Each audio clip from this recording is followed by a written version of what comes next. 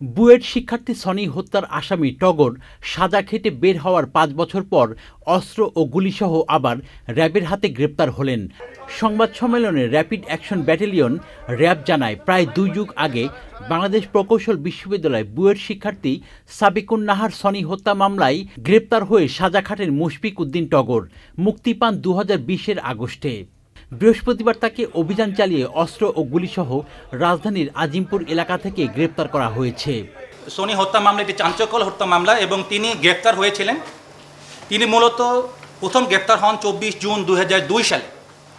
পরবর্তীতে উনি ২০ আগস্ট ২০২০ সালে কারাবিধি ৫৬৯ ধারায় কাশিমপুর কারাগার থেকে উনি মুক্তি লাভ করেন এবং পরবর্তীতে উনি স্বাভাবিক জীবনযাপন করছিলেন। এবং এই ঘটনার সাথে আসলে ওই বিষয়টা আমরা প্রথমে মূল্যায়ন করিনি, আমরা অস্ত্র উদ্ধারের বিষয়ে গিয়েছিলাম। আর পরবর্তীতে আমরা এই বিষয়টা অবগত হই যে উনি এই মামলার সাথে সংশ্লিষ্ট ছিলেন এক সময়। বান্ডেল থাকলে প্রতি সেনমানিতে টাকা বাঁচবে। বিকাশ সেনমানি বান্ডেল কিনে জিতুন প্রতি লেনদেনে।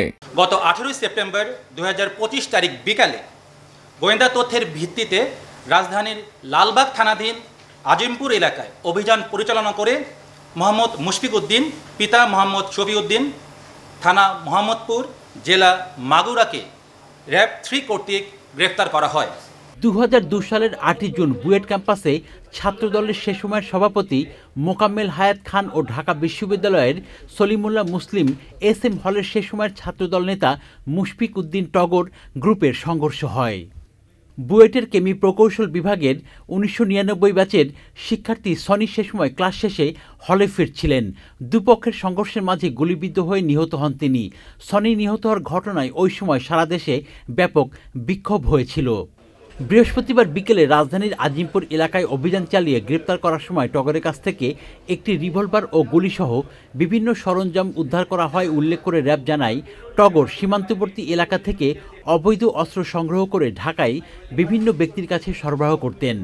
গ্রেপ্তারের সময় আসামির হেফাজত হতে একটি রিভলভার, একটি ম্যাগাজিন, .22 বোরের ১৫৫ রাউন্ড অ্যামুনেশন, একটি কাঠের পিস্তলের গ্রিপ, একটি ৭.৬২ মিলিমিটার মিসফায়ার গুলি, একটি শটগানের খালি কার্তুজ, ২টি অবিকল মানুষের মুখাঙ্কিত মুখোশ এবং ২টি মোবাইল ফোন উদ্ধার করা হয়।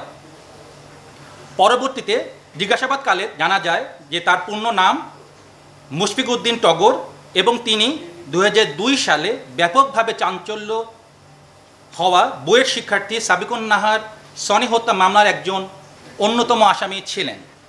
প্রাথমিক জিজ্ঞাসাবাদে ধৃত আসামির নিকট থেকে চাঞ্চল্যকর অনেক তথ্য আমরা পাই।